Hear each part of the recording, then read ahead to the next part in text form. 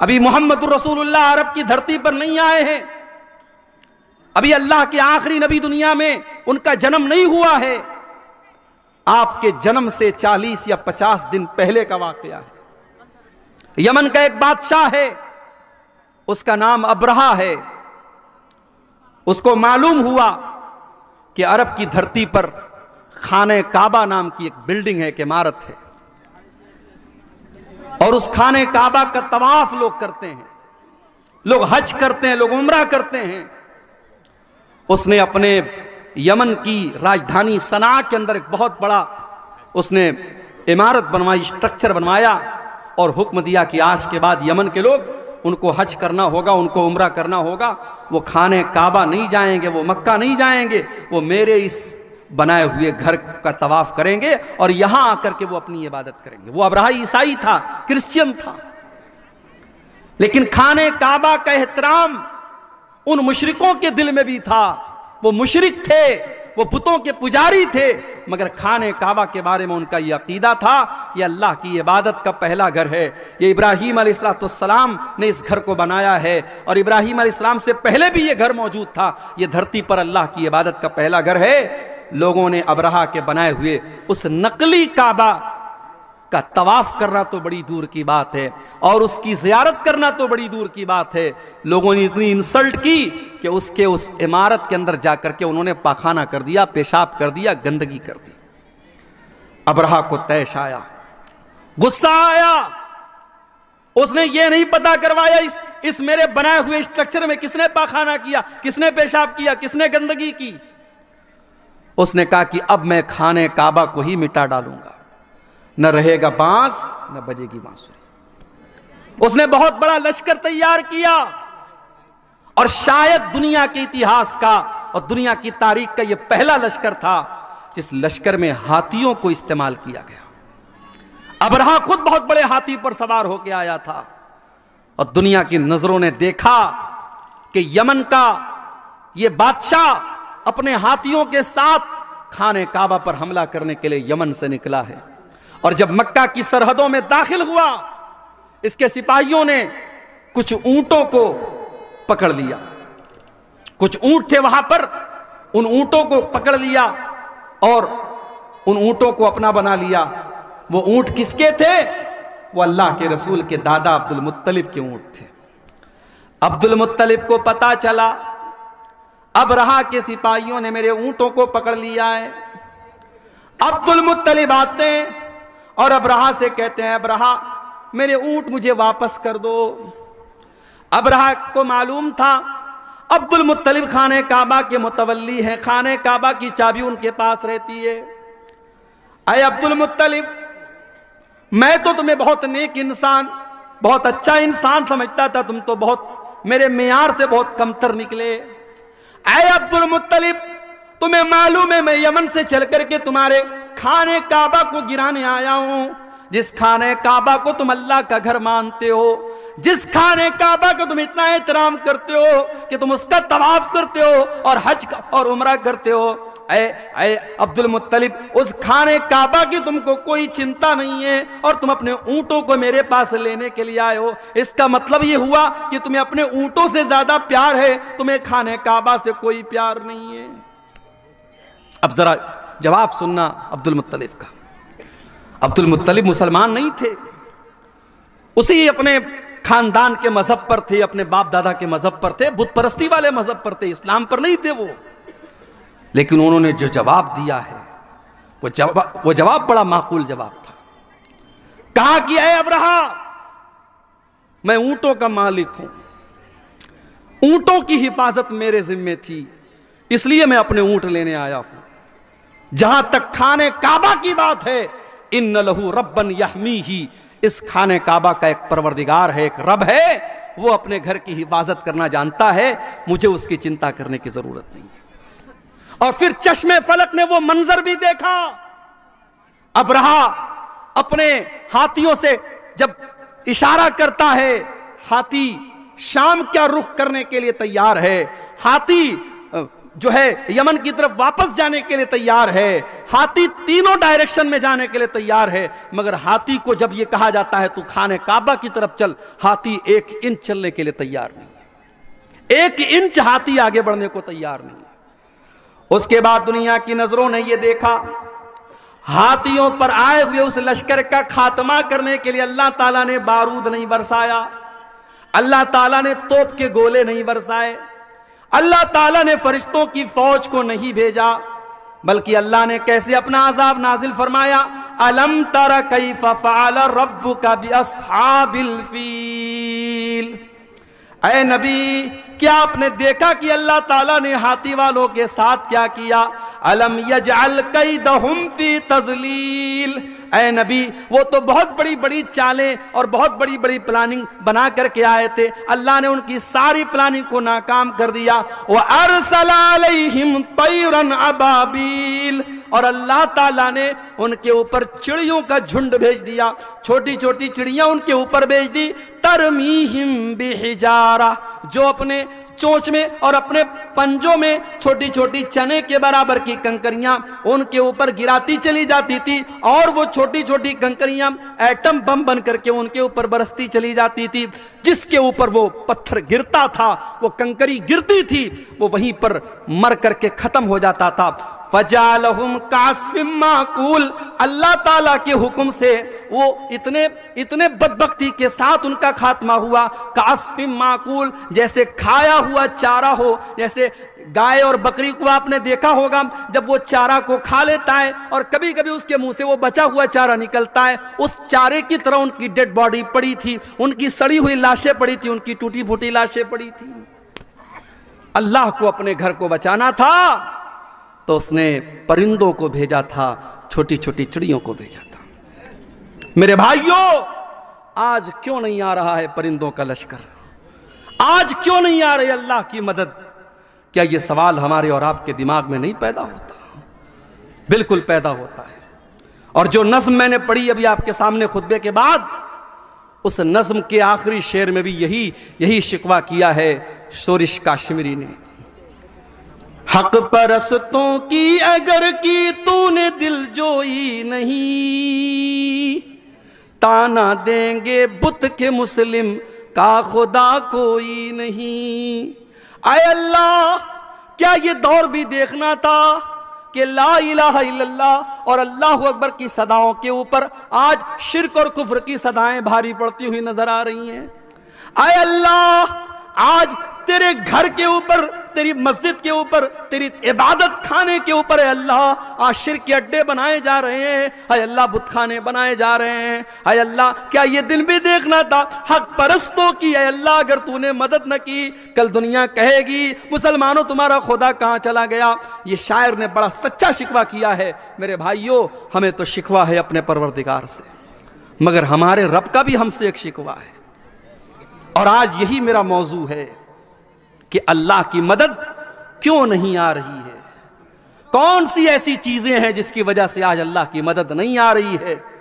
دعاؤں میں تو کوئی کمی نہیں ہو رہی ہے، یہاں سے لے کر مکے تک دعائیں ہو رہی ہیں، امام حرم دعا کر رہے ہیں، تہجد میں نہ جانے کتنے مسلمان دعائیں کر رہے ہیں، دعائیں تو بہت ہو رہی ہیں، دعاؤں میں اثر کیوں نہیں ہے؟ میرے بھائیوں، اللہ کی مدد کیوں نہیں آ رہی ہے؟ اس سوال کا جواب قرآن میں دیکھو، جو آیت کریمہ میں نے آپ کے سامنے پڑھی ہے سورہ محمد کی آیت ہے، اور اللہ تعالیٰ اس آیت میں اپنے نبی کے صحابہ سے کہہ رہا ہے، یا ایہا الذین آمنوا ان تنصروا اللہ ینصرکم ویثبت اقدامکم، اے ایمان والو، اگر تم اللہ کی مدد کرو گے۔ اب یہاں ایک چیز اور نوٹ کر لیجیے، ہماری اتنی اوقات نہیں کہ ہم اللہ کی مدد کر سکیں، نا نا نا۔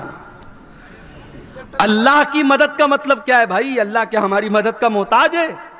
نہیں، مدد تو چھوڑ دو، اگر کوئی نمازی، کوئی زکوٰۃ دینے والا، کوئی روزہ رکھنے والا، کوئی حج کرنے والا، کوئی عمرہ کرنے والا اگر یہ سمجھتا ہے کہ اس کی عبادت سے اللہ کو کوئی فائدہ پہنچ رہا ہے، اللہ کا کوئی بھلا ہو رہا ہے، یا اللہ کو کوئی فیض پہنچا رہا ہے، اپنے دماغ سے یہ کیڑا نکال دو۔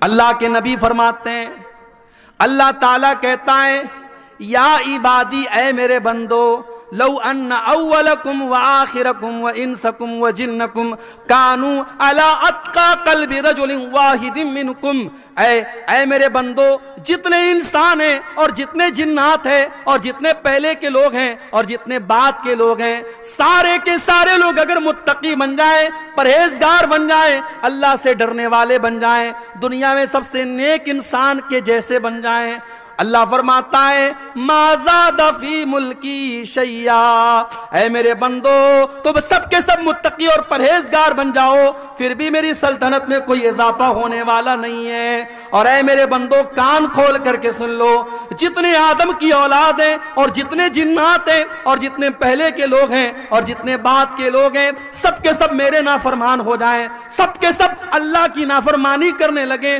گناہ کرنے لگے، ما نقص من ملکی شیعہ، میری حکومت میں، میری سلطنت میں، میری بادشاہت میں کوئی کمی آنے والی نہیں ہے۔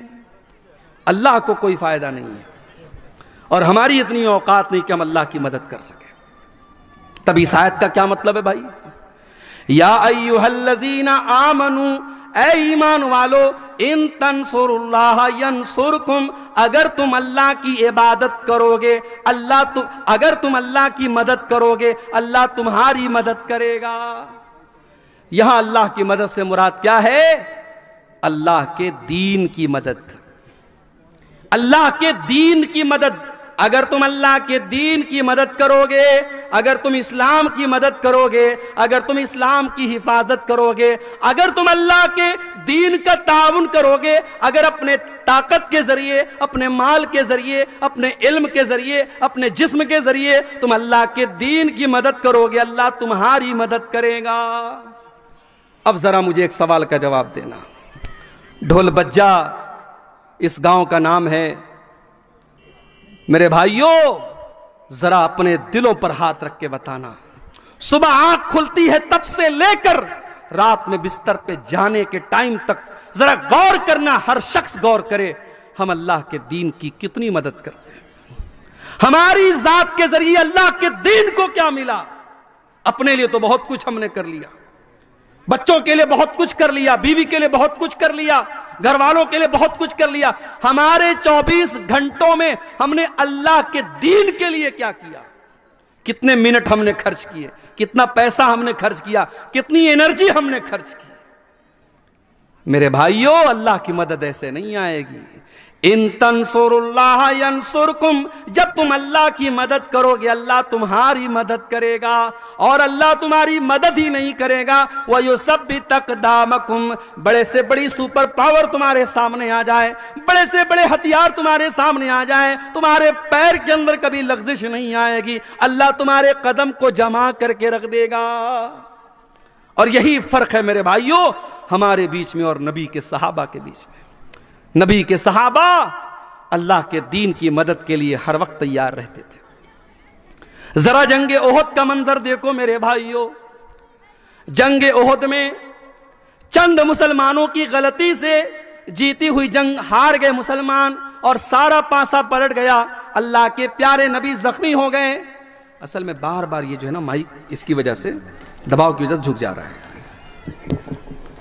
اس کا کیا علاج ہے؟ یا تو اس کو بار بار پکڑے رہیں۔ جنگ کا پاسا پلٹ گیا اور جیتی ہوئی جنگ مسلمان ہار گئے۔ بڑے غور سے سننا میرے بھائیوں، جنگ مسلمان ہار گئے، اللہ کے نبی زخمی ہوئے، آپ کا چہرہ لہو لہان ہو گیا اور 70 صحابہ کرام بھی شہید ہو گئے۔ یہ سب کچھ کب ہوا؟ جنگ احد کے اندر، غزوہ احد کے اندر نبی موجود ہیں اور اس دنیا کے سب سے بہترین لوگ یعنی مسلمان صحابہ کرام موجود ہیں، اس کے باوجود صحابہ کرام کے رہتے ہوئے اور نبی کے رہتے ہوئے یہ جنگ مسلمان ہار گئے۔ آج ہمیں اور آپ کو کیا لگتا ہے؟ ارے بھائی ایسا کیسے ہو سکتا ہے؟ جب ہم اللہ کے ماننے والے، اللہ کے دین پر چلنے والے، ایسا کیسے پاسبل ہے؟ ہماری مسجدوں کے ساتھ کوئی غلط کیسے کر سکتا ہے؟ ہماری مسجدوں پر کوئی انیائے کیسے ہو سکتا ہے؟ یہ تو اللہ کی عبادت کا گھر ہے۔ ہمیں ایسا لگتا ہے کہ نہیں لگتا؟ یہ سوال پیدا ہوتا ہے کہ نہیں ہوتا ہے؟ اب ذرا سوچو میرے بھائی، ہم تو بڑے گرے پڑے مسلمان ہیں، ہم لوگ تو بڑے گنہگار مسلمان ہیں، سر سے پیر تک گناہوں میں لت پت ہیں۔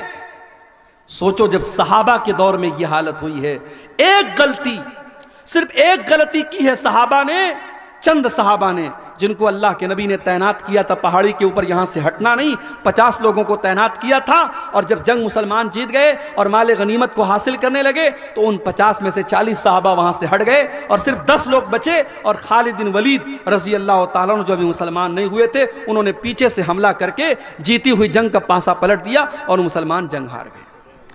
ایک غلطی کی وجہ سے مسلمان یہ جنگ ہار گئے۔ اس کے بعد جب مسلمان مدینہ آئے، پتہ چلا کہ مشرکین مکہ بہت بڑا لشکر لے کر کے دوبارہ حملہ کرنے والے ہیں، اور مدینہ کو ختم کرنا چاہتے ہیں، اور مدینہ کے سارے مسلمانوں کو ختم کرنا چاہتے ہیں۔ اللہ کے نبی نے اپنے صحابہ سے کہا، اے میرے صحابہ، ہم دشمن کا ویٹ نہیں کریں گے، ہم دشمن کا انتظار نہیں کریں گے، اے میرے صحابہ، ہم دشمن کا آگے بڑھ کر کے مقابلہ کریں گے۔ صحابہ کرام نے کہا، اللہ کے نبی، ہم زخمی ہیں، ہمارے بدن سے خون بہ رہا ہے، ہماری تو مرہم پٹی بھی ابھی ڈھنگ سے نہ ہوئی ہے۔ آپ نے فرمایا، اے میرے صحابہ، ہم کسی چیز کا انتظار نہیں کریں گے، ہم اسی حال میں دشمن کا مقابلہ کرنے کے لیے جائیں گے۔ میرے پیارے بھائیوں، دنیا نے دیکھا، آسمان نے دیکھا، زمین نے دیکھا کہ نبی کے صحابہ زخمی حالت میں، ان کے بدن سے خون بہ رہا ہے، ان کے باڈی پر زخموں کے نشانات ہیں، ان کے بدن سے خون رس رہا ہے۔ اسی حالت میں مدینہ سے حمراء الاسد نام کے مقام تک جاتے ہیں اور دشمن کا مقابلہ کرنے کے لیے مدینہ سے چل کے جاتے ہیں۔ دشمنوں کو پتا چلا کہ مسلمان پھر سے آئے، دشمن کی ہمت نہ بڑھی اور دشمن واپس چلا گیا۔ قرآن کریم میں اللہ اس کا تذکرہ کرتے ہوئے فرماتا ہے، لِلَّذِينَ أَحْسَنُوا مِن بَعْدِ مَا أَصَابَهُمُ الْقَرْحُ۔ اے میرے نبی، آپ کے صحابہ تو اتنے بڑے ایمان والے ہیں کہ زخمی ہونے کے باوجود اور بدن سے خون بہنے کے باوجود اللہ کا حکم آیا تو وہ لڑنے کے لیے تیار ہو گئے۔ یہ تھے نبی کے صحابہ، وہ نبی کے لیے، اللہ کے دین کے لیے، اپنے نبی کے دفاع کے لیے، اپنے دین کے ڈیفنس کے لیے ہر وقت تیار رہتے تھے میرے بھائی۔ اور اسی لیے قرآن کہتا ہے، یا ایھا الذین آمنوا ان تنصروا اللہ ینصرکم۔ اے ایمان والو، جب تم اللہ کی مدد کرو گے، اللہ تمہاری مدد کرے گا۔ آج تو حالت یہ ہے، 100 روپیہ چندہ دینے کی حیثیت رکھنے والا 10 روپیہ بڑی مشکل سے دیتا ہے۔ کبھی غور کرنا، ریسٹورنٹ میں 10 کی نوٹ آپ کو بہت کم ملے گی، شراب کے اڈوں پر 10 کی نوٹ بہت کم ملے گی، زنا کے اڈوں پر 10 کی نوٹ بہت کم ملے گی، مسجد کی پیٹی میں دیکھنا 10 کی نوٹ بہت زیادہ ملے گی۔ جو سب سے چھوٹا اماؤنٹ ہوتا ہے وہ ہم مسجدوں میں دیتے ہیں، مدرسے میں دیتے ہیں۔ ہمارے یہاں سائنس پڑھانے والا ٹیچر آئے، ہم 2000 روپیہ مہینہ دیں گے۔ میتھ پڑھانے والا ٹیچر آئے، ہم 3000 روپیہ مہینہ دیں گے۔ ہندی اور انگلش پڑھانے والے کو 1000 روپیہ مہینہ دیں گے۔ اور بیچارے مولوی صاحب اور حافظ صاحب قرآن پڑھانے کے لیے آئیں گے تو ہم مول بھاؤ کریں گے، حافظ صاحب 500 روپیہ لے لیجئے۔ قرآن اور دین کے علم کی ویلو ہم نے گھٹا کے رکھی ہے میرے بھائی۔ انگلش میڈیم کے نام پر ہماری جیبوں سے 2-2000 روپے فیس نکل جاتی ہے، اور مدرسے میں کہیں 100 روپے فیس لگ جائے تو ہم تانا مارتے ہیں، صاحب مدرسے والے بھی 100 روپیہ فیس مانگنے لگے۔ دین کی ویلو کو ہم نے کم کر دیا میرے بھائی، دین کی اہمیت ہماری نظروں میں ہم نے حقیر کر دیا، اور آج حالات یہ ہیں، دین کو ساری دنیا میں تماشا بنا کے رکھ دیا گیا۔ میرے پیارے ساتھیو، جنگ تبوک کا موقع یاد کرو، جنگ تبوک کا موقع یاد کرو۔ گرمی کا موسم ہے، مئی جون کا مہینہ ہے، کھجوروں کے پکنے کا ٹائم ہے۔ اللہ کے نبی اپنے صحابہ سے کہتے ہیں، اے میرے صحابہ، ہم کو تبوک کے لیے جانا ہے، ہم کو 700 کلومیٹر لمبا سفر کرنا ہے۔ اے میرے صحابہ، میرے پاس ہتھیار نہیں ہے، میرے پاس سواری نہیں ہے۔ اے میرے صحابہ، تم تعاون کرو، تم دان دو، تم چندہ دو۔ اے میرے صحابہ، میں تمہیں جنت کی گارنٹی دیتا ہوں۔ صحابہ کرام نے اپنی اپنی حیثیت کے مطابق، اپنی اپنی طاقت کے مطابق بڑھ چڑھ کر کے تعاون کرنا شروع کیا۔ عثمان غنی نے بہت سارے اونٹ بھی دے دیے، بہت سارے گھوڑے بھی دے دیے، اور 1000 سونے کے سکے بھی دے دیے۔ بہت سارے صحابہ غریب تھے، مزدور تھے، مزدوری کیا کرتے تھے، کوئی 1 مٹھی کوئی 2 مٹھی گیہوں لا رہا ہے، جو لا رہا ہے، اے اللہ کے پیارے نبی میں یہ محنت کر کے مزدوری کر کے یہ لایا ہوں، اے اللہ کے نبی اس کو لے لیجئے۔ اللہ کے نبی سب کا چندہ لے لیتے تھے، سب کا دان لے لیتے تھے۔ اتنے میں حضرت عمر فاروق آئے۔ عمر فاروق، ان کے دل میں تمنا پیدا ہوئی، ہمیشہ نیکی کے معاملے میں ابو بکر کا نمبر سب سے آگے رہتا ہے، آج عمر کا نمبر آگے رہے گا، آج عمر آگے بڑھ کے دکھائے گا۔ عمر فاروق اپنے گھر آتے ہیں، اپنے سارے گھر کے مال کو اکٹھا کرتے ہیں اور سارے مال کو 2 حصوں میں ڈیوائیڈ کرتے ہیں، اور آدھے مال کو گھر چھوڑتے ہیں اور آدھے مال کو بورے میں پیکٹ میں پیک کرتے ہیں اور نبی اکرم کے پاس لا کے رکھ دیتے ہیں۔ اللہ کے نبی پوچھتے ہیں ماں ابقیت لأہلک، اے عمر گھر والوں کے لیے کچھ چھوڑ کے آئے ہو کہ نہیں آئے ہو؟ حضرت عمر کہتے ہیں اے اللہ کے نبی آپ فکر نہ کریں، ابقیت لہم النصف، میں آدھا لایا ہوں اور آدھا چھوڑ کے آیا ہوں، آدھا لایا ہوں آدھا چھوڑ کے لایا ہوں، آپ چنتا نہ کریں، آپ فکر نہ کریں۔ اب حضرت عمر انتظار کر رہے ہیں کہ اب دیکھیں ابو بکر کیا لاتے ہیں۔ حضرت ابو بکر بھی تھوڑی دیر میں آئے، انہوں نے بھی اپنے سامان کا جھولا لا کر کے رکھ دیا۔ نبی نے پوچھا ما ابقیت لأہلک، اے ابو بکر تم نے گھر والوں کے لیے کیا چھوڑا ہے؟ او لوگو، ابو بکر کی زبان پر کیا جواب آیا؟ ابو بکر کی زبان پر کیا جواب آیا؟ شاعر کہتا ہے نبی نے جو پوچھا کہ کیا ساتھ لائے تو صدیق اکبر کے ہونٹوں پہ آیا، وہاں مال و دولت کی کیا ہے حقیقت، جہاں جا لٹانے کو دل چاہتا ہے۔ ابو بکر صدیق کہتے ہیں ابقیت لہم اللہ ورسولہ، اے اللہ کے نبی میں اپنے گھر والوں کے لیے اللہ کو چھوڑ کے آیا ہوں، اس کے رسول کو چھوڑ کے آیا ہوں۔ اے اللہ کے نبی میں گھر میں کچھ بھی نہیں چھوڑا، میں نے گھر میں جھاڑو لگا دیا، میں سب لے کے آیا ہوں، آج اللہ کے دین کو میرے مال کی ضرورت ہے۔ اے اللہ کے نبی اب میں اپنے گھر میں کچھ چھوڑ کے نہیں آیا۔ یہ نبی کے صحابہ تھے۔ میری پیاری ماں اور بہنوں، آج وہ جذبہ ہمارے اور آپ کے اندر نہیں ہے۔ اللہ کی مدد کہاں سے آئے گی؟ ہماری زندگیوں میں دین کی کوئی حیثیت نہیں ہے۔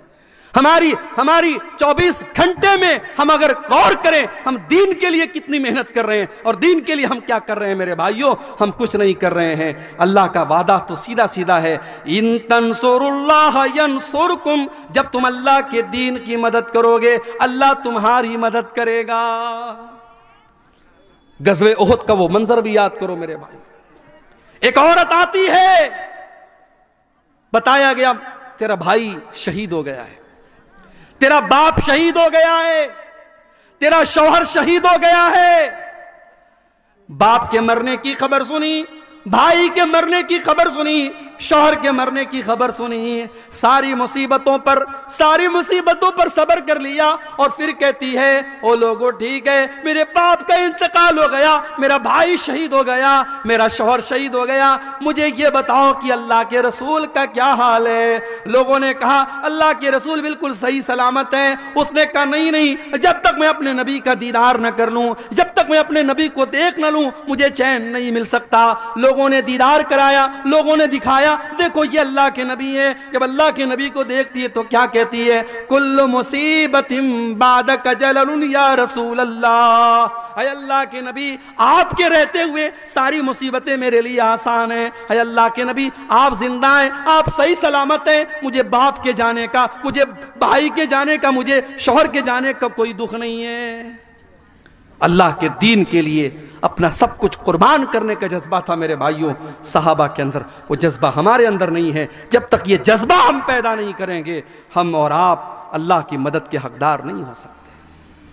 آج تو حالت یہ ہے، نوجوان ہے، پیسہ کما رہا ہے، اچھا پیسہ کما رہا ہے، بلڈر ہے، اچھی کھیتی باڑی ہے، اس کے پاس لاکھوں کا مالک ہے، اس سے کہو بھائی حج کر لے، عمرہ کر لے، کہتا ارے مولوی صاحب ابھی کتنی عمر ہے، ابھی 40 سال کا ہوں، حج کر لوں گا داڑھی رکھنی پڑ جائے گی، حج کر لوں گا 5 ٹائم کی نماز پڑھنی پڑے گی، حج کر لوں گا چوری بے ایمانی نہیں کر پاؤں گا، لوگ کہیں گے حاجی صاحبوں کے یہ سب کام کرتا ہے، ابھی تھوڑا گل چھرے اڑا لینے تو 50-60 سال کے ہو جائیں گے، پھر حج بھی کر لیں گے، عمرہ بھی کر لیں گے۔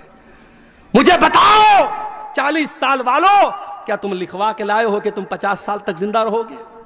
کیا اس بات کی گارنٹی ہے؟ کہ تمہیں آئندہ کوئی بڑی بیماری نہیں ہوگی. اتنی چھوٹی سی عمر میں نے اپنی آنکھوں سے دیکھا ہے میرے بھائیوں، اپنی آنکھوں سے دیکھا ہے کتنے نوجوانوں کو اپنی آنکھوں سے دیکھا ہے. کوئی ایکسیڈنٹ میں مارا گیا، کوئی گھر سے نکلا تھا سیر و تفریح کرنے کے لیے. میری وائف، میری اہلیہ کے خالہ کا بیٹا تھا، حافظ قرآن تھا، بڑا نیک بچہ تھا، عالم بھی تھا، گھر سے نکلا تھا. بقرعید کا موقع تھا، عید الاضحیٰ کا موقع تھا، اور اگر میری یادداشت دھوکہ نہیں کھا رہی شاید چوتھا دن تھا. دوستوں کے ساتھ بنارس میں وہ تفریح کرنے کے لیے، گھومنے کے لیے بائک سے نکلا، اور میری اہلیہ اپنے مائکے میں تھیں، اور ان کی جو خالہ تھیں، جو اس لڑکے کی ماں تھی، وہ بھی اپنی بہن کے گھر آئی تھیں. اور بقرعید کا تہوار آپ جانتے ہیں کھانے پینے کا تہوار ہے، طرح طرح کی ڈشز کھائی جا رہی ہیں. نوجوان لڑکا گھر سے نکلا ہے، تہوار کا ٹائم ہے، بقرعید کا موقع ہے، وہ گھر سے یہ سوچ کر کے نکلا ہے کہ چلو ہم خوشی منائیں گے، ہم تھوڑا دوستوں کے ساتھ سیر و تفریح کریں گے. بائک سے وہ نکلتا ہے اور مغل سرائے ریلوے اسٹیشن سے قریب میں ایک ٹرک آتی ہے، اور ٹرک کا ڈرائیور شاید نشے میں رہا ہو یا نیند کے عالم میں رہا ہو، اس نے اس کی بائک میں ایسی ٹکر ماری ہے، آن دا اسپاٹ وہ لڑکا 18-20 سال کا وہ لڑکا انتقال کر جاتا ہے میرے بھائی. اور اتنی بری طریقے سے ایکسیڈنٹ ہوتا ہے، اس کے سر کا اور اس کے دھڑ کا جو حال ہوتا ہے وہ بیان کے باہر ہے میرے بھائی. اور تہوار کا موقع ہے جب لاش گھر میں آتی ہے اور ماں باپ اس کی لاش کو دیکھتے ہیں میرے بھائی، ماں باپ کی آنکھوں سے آنسو نہیں تھمتے ہیں. خوشی کا تہوار اور خوشی کا موقع غم میں تبدیل ہو جاتا ہے میرے بھائیوں. موت کا فرشتہ آپ سے اپوائنٹمنٹ لے کر کے نہیں آئے گا، آپ سے پوچھ کر کے نہیں آئے گا کون سی بیماری، کون سا ایکسیڈنٹ، کون سی مصیبت اور کون سا بہانہ آپ کی زندگی کے خاتمے کی خبر لے کے آئے گا، آپ نہیں کہہ سکتے. میرے بھائیوں، نبی اکرم کے صحابہ کو دیکھو، جنگ بدر کا موقع ہے. حضرت عمیر ابن حمام انصاری ایک نوجوان صحابی ہیں، کھجوریں کھا رہے ہیں، اور اللہ کے نبی جنگ بدر میں اپنے صحابہ کو جہاد کی اہمیت بتا رہے ہیں اور اللہ کی راہ میں لڑنے کی اہمیت بتا رہے ہیں. اللہ کے نبی صحابہ سے کہہ رہے ہیں، اے میرے صحابہ، یہ جنگ بدر کا میدان ہے، یہ جنت کا میدان ہے، اٹھو اور جنت کو پانے کے لیے لڑ پڑو اور اللہ کی راہ میں قربانی دے دو. حضرت عمیر ابن حمام کہتے ہیں، اے اللہ کے نبی، کیا جنت اتنی بڑی ہے کہ جنت کی چوڑائی آسمانوں اور زمین کے برابر ہے؟ اللہ کے نبی فرماتے کہ ہاں اے عمیر، جنت کی چوڑائی تو اتنی ہے. وہ کہتے ہیں بکھن کیا بات ہے. اللہ کے نبی فرماتے ہیں، اے عمیر تم ایسا کیوں کہہ رہے ہو؟ کہتے ہیں اللہ کے نبی، انی لارجو، میں امید کرتا ہوں کہ میں بھی جنت میں چلا جاؤں. آپ نے فرمایا، ہاں اے عمیر، اگر تم اللہ کی راہ میں لڑتے لڑتے شہید ہو جاؤ گے تو تم بھی اسی جنت کے حقدار بنو گے. عمیر ابن حمام کھجوریں ہاتھ میں لیے ہوئے ہیں، ان کھجوروں کو زمین پر پھینک دیتے ہیں. کوئی کہتا ہے میرے بھائی ان کھجوروں کو کھا لے پھر تو میدان جنگ میں جانا. کہتے ہیں نہیں، ان کھجوروں کے کھانے میں اگر ٹائم ویسٹ کروں گا تو یہ لیٹ ہو جائے گا، دیر ہو جائے گی، میرے پاس اتنا ٹائم نہیں ہے، میرے پاس اتنی فرصت نہیں ہے. اور حضرت عمیر ابن حمام اسی حالت میں میدان جنگ میں کود پڑتے ہیں اور اللہ کی راہ میں شہید ہو جاتے ہیں. میرے پیارے ساتھیوں، صحابہ کرام کی زندگیاں اس طریقے کے واقعات سے بھری پڑی ہے. حضرت حنظلہ کو دیکھو، نئی شادی ہوئی ہے اور شادی کی پہلی رات اپنی بیوی کے ساتھ ہیں. ہر نوجوان کی زندگی میں شادی کی رات بڑی امنگوں کی رات ہوتی ہے. حضرت حنظلہ اپنی بیوی کے ساتھ ہیں، شادی کی پہلی رات ہے اور صبح ہوتی ہے اور اللہ کے نبی کی طرف سے جہاد کا اعلان ہوتا ہے، جنگ کے میدان میں جانے کا اعلان ہوتا ہے. حضرت حنظلہ اپنی بیوی سے کہتے ہیں، اے میری بیوی، مجھے جنگ کے میدان میں جانا پڑے گا، اللہ کے نبی کی طرف سے منادی ہو چکی ہے، اعلان ہو چکا ہے. اس زمانے کی عورتیں بھی کیسی عورتیں تھیں. آج کے دور کی عورتیں، دین کے نام پر کوئی غیرت نہیں ہے ان کے اندر. شوہر اگر دین کے نام پر اپنی بیوی سے کسی قربانی کا مطالبہ کرے تو بیوی دین کے نام پر کوئی قربانی دینے کو تیار نہیں. دنیا کے نام پر ہر قربانی تیار ہے.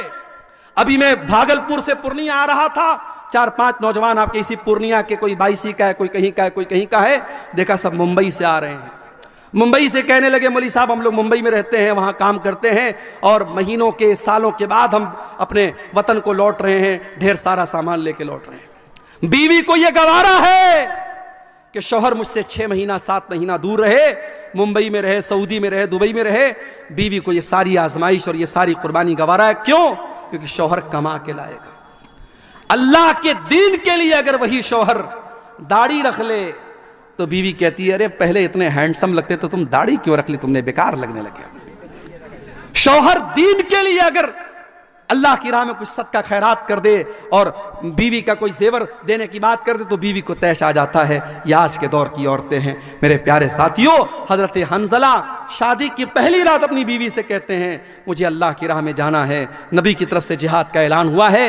حضرت حنظلہ کی بیوی نہ چوں کرتی ہے نہ چرا کرتی، کہتی بے شک آپ جا سکتے ہیں، حالانکہ اسے پتا ہے ہو سکتا ہے میرا شوہر زندہ نہ آئے، ہو سکتا ہے میرے شوہر کی لاش آئے، ہو سکتا ہے میرے شوہر کی شہادت ہو جائے، موت ہو جائے، لیکن وہ کھلے دل سے اجازت دیتی ہے۔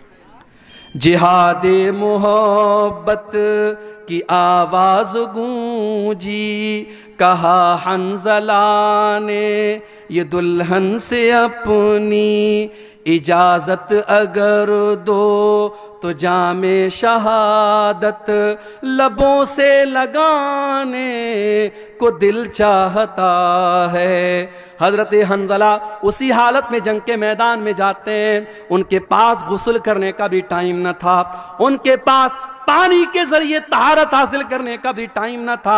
اسی جنابت کی حالت میں وہ جنگ کے میدان میں جاتے ہیں اور میرے بھائیو اللہ کی راہ میں شہید ہو جاتے ہیں۔ اور جنگ کے بعد جب شہیدوں کی لاشوں کو رکھا جانے لگتا ہے، اللہ کے نبی اپنے صحابہ سے کہتے ہیں او میرے صحابہ انی لارا حنظلہ، او میرے صحابہ میں حنظلہ کو دیکھ رہا ہوں تغسلہ الملائکہ، کہ حنظلہ کو فرشتے غسل دے رہے ہیں۔ حنظلہ جنابت کی حالت میں میدان جنگ میں آئے تھے، ناپاکی کی حالت میں میدان جنگ میں آئے تھے، فرشتے ان کو غسل دے رہے ہیں۔ میرے پیارے ساتھیو، آج اللہ کے دین کے لیے قربانی دینے کا جذبہ ہمارے اندر سے نکل گیا ہے۔ اپنے بازوؤں کو تھوڑا مضبوط کرو میرے بھائیو، اپنی ہمت کو تھوڑا جٹا لو اور اللہ کے دین کے لیے محنت کرنے کا اور قربانی دینے کا جذبہ اپنے اندر پیدا کرو۔ اللہ کا وعدہ ہے یا ایھا الذین آمنوا ان تنصروا اللہ ینصرکم، اے ایمان والو جب تک تم اللہ کی مدد کرتے رہو گے اللہ تمہاری مدد کرتا رہے گا، وَيُثَبِّتْ أَقْدَامَكُمْ، اور اللہ تمہارے قدم کو مضبوط کر دے گا۔ اللہ کی مدد کیوں نہیں آ رہی ہے؟ اس لیے نہیں آ رہی کیونکہ ہم لڑ رہے ہیں آپس میں۔ مولانا جرجیز صاحب گرفتار ہوئے، بنارس کے بریلویوں نے، ہمارے بریلوی بھائیوں نے، کتنے بھائیوں نے مٹھائیاں تقسیم کی کہ چلو اہل حدیث کا مولانا گرفتار ہو گیا، چلو ہمارے مسلک کے خلاف تقریر کرنے والا اور دوسرے مسلک کا مولوی گرفتار ہو گیا۔ لوگوں نے خوشیاں منائی تھیں، اور آج جب مولانا سلمان اظہری گرفتار ہوئے تو ان کو محسوس ہوا کہ جب آگ لگے گی تو گھر تو ہمارا بھی جلے گا۔ آج آگ لگی ہے، آج ان کے مسلک کے عالم کو گرفتار کیا گیا، اور اللہ کا شکر ہے کسی اہل حدیث نے یہ اس پر خوشی کا اظہار نہیں کیا، بلکہ بہت سارے اہل حدیث علماء نے، اور میں خود ان میں شامل ہوں، میں نے بھی اس کی مخالفت کی اور میں نے سپورٹ کیا کہ مولانا مفتی سلمان اظہری کو گرفتار کرنا غلط ہے۔ اس طریقے کی بیان بازی تو بہت سارے لوگ دیا کرتے ہیں، ایک معمولی سے بیان پر اریسٹ کرنا اور گرفتار کرنا یہ انصاف کا تقاضا نہیں ہے۔ کب تک لڑتے رہو گے؟ کب تک آپس میں اس طریقے سے مسلک کے نام پر کھیل کھیلتے رہو گے؟ اگر آج اسلام کا کوئی دشمن آپ کے مسلمان کو پکڑ کر کے اس سے زبردستی کہتا ہے تم فلاں مذہب کا نعرہ لگاؤ اور فلاں معبود کا نعرہ لگاؤ، تو ہم اس کو دیکھ کر کے ہمیں غصہ آتا ہے، لیکن آپ جاؤ دیکھو فیس بک کے اوپر وہ ویڈیو بھی آپ دیکھو کہ ایک مسلمان کو بریلوی مسلک کے لوگوں نے پکڑا اور کہا کہ تو اعلیٰ حضرت کو مانتا ہے کہ نہیں مانتا ہے، تو بریلی شریف کو مانتا ہے کہ نہیں مانتا ہے، تو فلاں کو کافر مانتا ہے کہ نہیں مانتا ہے۔ یہ مسلک کی آگ اور یہ فرقے کی آگ اس قدر لگ چکی ہے کہ ایک مسلک کا مسلمان دوسرے مسلک کے مسلمان کو پکڑ کر کے، جیسے موب لنچنگ کی گئی مسلمانوں کی، ایسے ایک مسلک کا مسلمان دوسرے مسلک کی موب لنچنگ کرنے تک کے لیے تیار ہے، اور اس کو پکڑ کر کے دھمکا کر کے اس سے اپنے مسلک کے نعرے لگوا رہا ہے۔ کب تک ہم لڑتے رہیں گے میرے بھائی؟ آج پانی سر سے اونچا جا چکا ہے، جب ہمارا دشمن مسلک کی بنیاد پر اور فرقے کی بنیاد پر ہمارے درمیان کوئی تفریق نہیں کرتا تو ہم اور آپ اپنے آپ کو تفریق میں کیوں بانٹے ہوئے ہیں؟ آؤ سیسا پھیلائی ہوئی دیوار بن جاؤ، اور میں بڑی خوشی کے ساتھ کہتا ہوں میں پکا سلفی المسلک الحمدللہ ہوں، اور بنارس کے جامعہ سلفیہ جو ہماری جماعت کا مرکزی ادارہ ہے وہاں سے میں نے تعلیم حاصل کی ہے۔ لیکن آج اللہ کا شکر ہے فیس بک کے اوپر آپ دیکھ لیں، یوٹیوب کے اوپر آپ دیکھ لیں، بڑی تعداد میں ہمارے بریلوی بھائی، ہمارے دیوبندی بھائی بھی میری تقریروں کو سنتے ہیں۔ اور یہی معراج کا، شب معراج کا موقع تھا جس کو عام طور سے لوگ شب معراج مانتے ہیں، حالانکہ ہمارا یہ عقیدہ نہیں ہے۔ ہم یہ تو مانتے ہیں کہ اللہ کے نبی کو معراج ہوئی، مگر معراج کون سی رات ہوئی، کون سے مہینے میں ہوئی، یہ کنفرمیشن ہمیں حدیثوں کی روشنی میں نہیں ملتا۔ لیکن عام طور سے لوگ 27 رجب کو شب معراج مانتے ہیں کہ اسی رات میں معراج ہوئی۔ بنارس سے 100 کلومیٹر دور، بنارس سے 100 کلومیٹر دور ایک جگہ پڑتی ہے مچھلی شہر، وہاں پر بریلوی بھائی ہر سال پروگرام کراتے ہیں معراج النبی کے نام پر۔ آپ یوٹیوب پر جا کے دیکھ لیں، وہاں مجھے تقریر کا موقع دیا گیا۔ بریلویوں کا مجمع ہے، ان کے نعرے لگ رہے ہیں، ان کے علماء بیٹھے ہیں، وہاں پر الحمدللہ میں نے تقریر کی اور قرآن و حدیث کی روشنی میں کی، اور جو صحیح بات ہے، جو کتاب و سنت کی بات ہے، وہ میں نے بیان کی۔ میرے بھائیوں، ہم چاہتے ہیں کہ ایسا ماحول بنے، ایک دوسرے کا احترام ہم کرنا سیکھیں، ایک دوسرے کے علماء کا احترام کرنا ہم سیکھیں۔ ہمارے جو اختلافات ہیں ہم ایک دائرے میں رہ کر کے اس کو حل کر سکتے ہیں، لیکن آج مسلک کھیلنے کا ٹائم نہیں ہے میرے بھائی۔ ہماری تاریخ یہ بتاتی ہے اندلس جیسا ملک مسلمانوں سے خالی ہو گیا، وہاں کی مسجدوں کو استبل بنا دیا گیا، وہاں کی مسجدوں میں ڈانس کے اڈے اور شراب کے اڈے بن گئے۔ کیوں؟ جاؤ اتہاس اٹھا کے دیکھو، تاریخ اٹھا کے دیکھو، اندلس کے مسلمان آپس میں لڑ پڑے، چھوٹی چھوٹی ریاستیں قائم ہو گئی، اندلس کے الگ الگ علاقے میں چھوٹی چھوٹی حکومتیں قائم ہو گئی، اور جب دشمن نے حملہ کیا، دشمن کا ساتھ اپنے مسلمان بھائی کے خلاف دیا ان لوگوں نے، نتیجہ یہ نکلا اندلس کے اندر سے مسلمان ختم ہو گئے۔ اور آج آپ اندلس میں دیکھیے، تلاش کرنا پڑے گا، دور دور تک آپ کو کوئی مسجد نہیں ملے گی، کوئی مسلمان نہیں ملے گا۔ میرے بھائیوں، اگر ہم اس تاریخ سے اپنے آپ کو بچانا چاہتے ہیں، ہمیں اپنے اندر اتحاد پیدا کرنا پڑے گا، یونٹی پیدا کرنا پڑے گا، اتحاد پیدا کرنا پڑے گا۔ اور جب ہم اتحاد کی بات کرتے ہیں تو معاف کیجئے، ہر چیز میں اتحاد کی بات آتی ہے۔ آگے ملک میں حکمرانی کس کی ہوگی، ملک کے اقتدار پر کون بیٹھے گا، ہم ڈیسائیڈ تو نہیں کر سکتے کون بیٹھے گا، مگر ہم یہ تو بتا سکتے ہیں کہ ہم مسلمان اس ملک میں ہم متحد ہو کر کے ہم ووٹنگ کرتے ہیں۔ آنے والے الیکشن کے موقع پر بھی آپ اپنے ووٹ کے ذریعے ایسی طاقتوں کو آپ اپنا ووٹ دیجئے جن کے بارے میں آپ کو یہ لگتا ہے کہ ہاں یہ ملک میں امن چین اور سکون کو بڑھاوا دیں گی، اور ایسی طاقتوں کو ناکام کیجئے جو ملک کے ماحول میں نفرت کا زہر گھولنا چاہتی ہیں۔ میرے بھائیوں، ہمیں اور آپ کو اپنے اندر اتحاد پیدا کرنا پڑے گا۔ قرآن کیا کہتا ہے؟ وَاعْتَصِمُوا بِحَبْلِ اللَّهِ جَمِيعًا، اے ایمان والو تم اللہ کی رسی کو مل کر کے تھام لو، وَلَا تَفَرَّقُوا، اور آپس میں تم فرقوں میں نہ بٹو، وَاذْكُرُوا نِعْمَةَ اللَّهِ عَلَيْكُمْ، اور اے ایمان والو تم اللہ کی نعمت کو یاد کرو، اِذْ كُنْتُمْ أَعْدَاءً، جب تم ایک دوسرے کے دشمن تھے، فَأَلَّفَ بَيْنَ قُلُوبِكُمْ، اللہ نے اپنے نبی کو بھیج کر کے تمہیں بھائی بھائی بنا دیا۔ آج تو حالات یہ ہیں، ایک سگا بھائی اپنے سگے بھائی کی زمین پر ناجائز قبضہ کر کے بیٹھا ہے، ایک سگا بھائی، دونوں ایک ماں کے بچے ہیں، ایک پیٹ سے پیدا ہوئے ہیں، ایک باپ کا خون دونوں کی رگوں میں دوڑ رہا ہے، لیکن سگا بھائی اپنے سگے بھائی کی زمین پر ناجائز قبضہ کر کے بیٹھا ہے، سگا بھائی اپنے بھائی کے خلاف عدالت میں کیس لڑ رہا ہے، اور اس کو معلوم ہے زمین میری نہیں ہے، جائیداد میری نہیں ہے، میرے بھائی کی ہے، مگر پیسے اور زمین اور جائیداد کی ایسی لالچ ہے، اپنے بھائی کے خلاف کیس لڑ رہا ہے۔ کان کھول کر کے سن لو، میرے نبی کی عدالت کا فیصلہ، دنیا کی عدالت کا فیصلہ بعد میں دیکھنا، سپریم کورٹ اور ہائی کورٹ کا فیصلہ بعد میں دیکھنا، پہلے دیکھو ہمارے نبی کی عدالت کا کیا فیصلہ ہے۔ اللہ کے نبی فرماتے ہیں کہ دو لوگ میرے پاس آتے ہیں اپنا کیس لے کر کے، اور ایک آدمی کی بات سن کر کے میں فیصلہ کر دیتا ہوں، کیونکہ میں انسان ہوں، مجھ سے بھی غلطی ہو سکتی ہے، ہو سکتا ہے ایک انسان چکنی چپڑی باتیں کرتا ہو، دوسرا انسان اپنی بات ڈھنگ سے پیش نہ کر پایا ہو، کان کھول کر کے سن لو۔ اللہ کے نبی فرماتے ہیں اگر میں نے فیصلہ غلط کر دیا، جس کی زمین نہیں تھی، جس کی جائیداد نہیں تھی، جس کا حصہ نہیں تھا، اس کو میں نے دے دیا، فَإِنَّمَا أَقْطَعُ لَهُ قِطْعَةً مِّنَ النَّارِ، کان کھول کر کے سن لو، میں اس کو زمین کا ٹکڑا نہیں دے رہا ہوں، میں اس کو جہنم کی آگ کا ٹکڑا دے رہا ہوں۔ او لوگو، اپنے بھائی کی، اپنی بہن کی زمین آپ نے ناجائز طریقے سے ہتھیا بھی لی۔ آپ نے زمین نہیں ہتھیائی، آپ نے بلڈنگ نہیں لی، آپ نے گھر نہیں لیا، آپ نے کھیت نہیں لیا، آپ نے تو جہنم کا ٹکڑا لے لیا، آپ نے تو بہت بڑا گھاٹے کا سودا کر لیا، گھاٹے کا سودا آپ نے کر لیا۔ میرے بھائیوں، قرآن کہہ رہا ہے کہ متحد ہو جاؤ، اللہ کے بندو بھائی بھائی بن جاؤ۔ نبی کے صحابہ بھائی بھائی بن کر کے رہے۔ مکہ کے مہاجر جب مدینہ پہنچے، مدینہ کے انصاریوں نے کھلے دل سے کہا کہ ہمارے بھائیوں، ہمارے گھر کے دروازے آپ کے لئے کھلے ہیں۔ یہاں تک کہا زمین میری ہے، کھیت میرا ہے، جائیداد میری ہے، لیکن نبی نے آپ کو میرا بھائی بنایا ہے، آ جاؤ ہم زمین کے 2 ٹکڑے کر دیتے ہیں، گھر کے 2 حصے کر دیتے ہیں، کھیت کے 2 حصے کر دیتے ہیں، آدھا تم لے لو آدھا میں لے لیتا ہوں۔ یہاں تک کہا میری 2 بیویاں ہیں، تم کسی ایک کو پسند کر لو، میں طلاق دے دیتا ہوں، تم نکاح کر لینا۔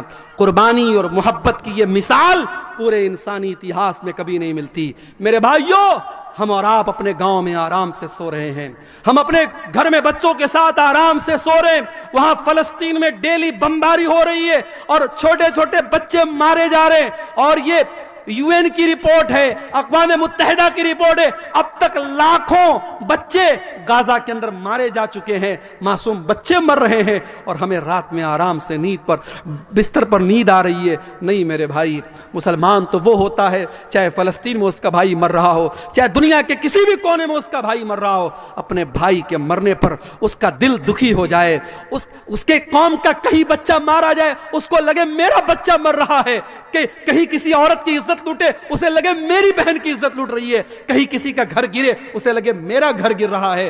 نبی اکرم صلی اللہ علیہ وسلم فرماتے ہیں کہ المؤمن للمؤمن کالبنیان یشد بعضہ بعضا، مسلمان تو مسلمان کے لیے ایک عمارت کی طرح ہونا چاہیے، ایک بلڈنگ کی طرح ہونا چاہیے۔ جیسے ایک بلڈنگ جب تیار ہوتی ہے، اس میں پلرز بھی کھڑے کیے جاتے ہیں، اس میں باقاعدہ سلیب بھی ڈالا جاتا ہے، اس میں سیمنٹ کا اپنا رول ہوتا ہے، اس میں چھڑ کا اپنا رول ہوتا ہے، اس میں سریا کا اپنا رول ہوتا ہے۔ جیسے ایک بلڈنگ تیار ہوتی ہے اور بلڈنگ کا ہر میٹیریل دوسرے میٹیریل کو طاقت دیتا ہے، مسلمان کو طاقت دینے والا بنے، مسلمان کا سپورٹر بنے، مسلمان کا ہمدرد بنے۔ اور ایک اور حدیث میں اللہ کے نبی فرماتے ہیں مثل المؤمنین فی توادہم وتعاطفہم وتراحمہم کمثل الجسد الواحد۔ آپ نے فرمایا مسلمانوں اتنی محبت ایک دوسرے سے کرو، اتنی ہمدردی ایک دوسرے سے کرو جیسے انسان کا شریر ہوتا ہے۔ مانو شریر میں، انسان کے جسم میں کہیں ایک کانٹا بھی چبھتا ہے پورا بدن بے چین ہو جاتا ہے۔ مسلمانوں تمہارے درمیان اتنی محبت ہونی چاہیے، آؤ اتحاد اپنے اندر پیدا کرو۔ برادری واد کے نام پہ مجھے معلوم ہے بہار میں بہت ساری جگہوں پر برادری کے نام پر بڑی کٹرتا ہے۔ اسی دربنگا کے علاقے میں ایک گاؤں میں لوگوں نے بتایا بھی اور نیوز میں بھی آیا کہ ایک گاؤں میں انصاریوں کا راستہ الگ ہے، شیخ کا راستہ الگ ہے۔ آپ کے علاقے میں سرجا پوری اور شیرسا آبادی کے درمیان بڑے اختلافات کی خلیج ہے۔ میرے بھائی، یہ وقت برادریوں کے نام پہ لڑنے کا نہیں ہے، یہ وقت فرقوں کے نام پہ لڑنے کا نہیں ہے، یہ وقت مسلک کے نام پہ لڑنے کا نہیں ہے۔